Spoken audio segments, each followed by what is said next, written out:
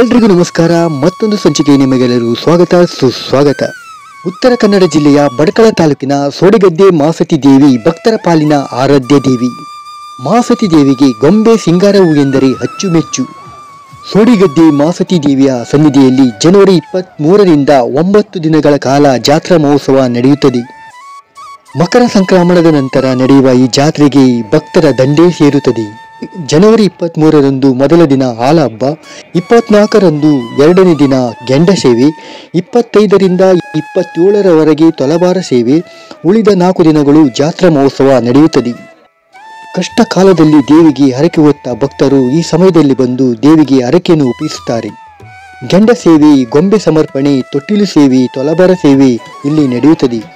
ಭಕ್ತರು ತಮ್ಮ ಬೇಡಿಕೆಗಳ ಬಗ್ಗೆ ದೇವಿಗೆ ನಿವೇದಿಸಿ ತಾಯಿ ನೀಡುವ ಸಿಂಗಾರ ಪ್ರಸಾದದ ಮೇಲೆ ತಮ್ಮ ಕಾರ್ಯಗಳನ್ನು ಮಾಡುವ ವಾಡಿಕೆ ಇದೆ.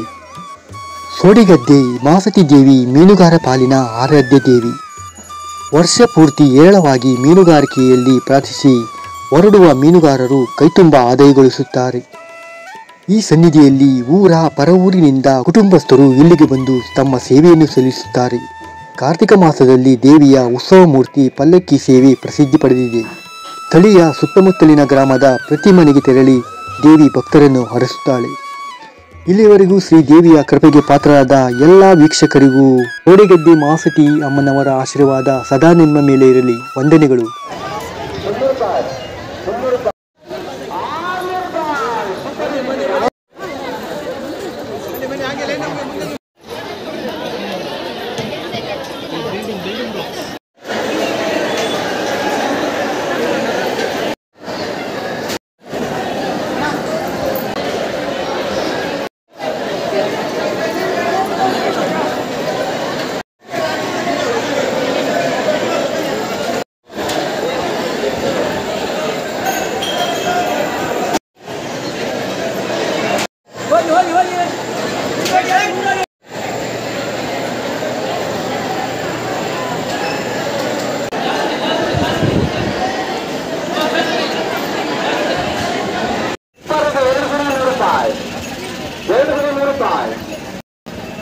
ಅರಕೆ ರೂಪದಲ್ಲಿ ಬಂದ ಸೇರಿ 2 ಸಲ 100 ರೂಪಾಯಿ, 2 ಸಲ 100 ರೂಪಾಯಿ, 100 ರೂಪಾಯಿ, 100 ರೂಪಾಯಿ, 100 ರೂಪಾಯಿ,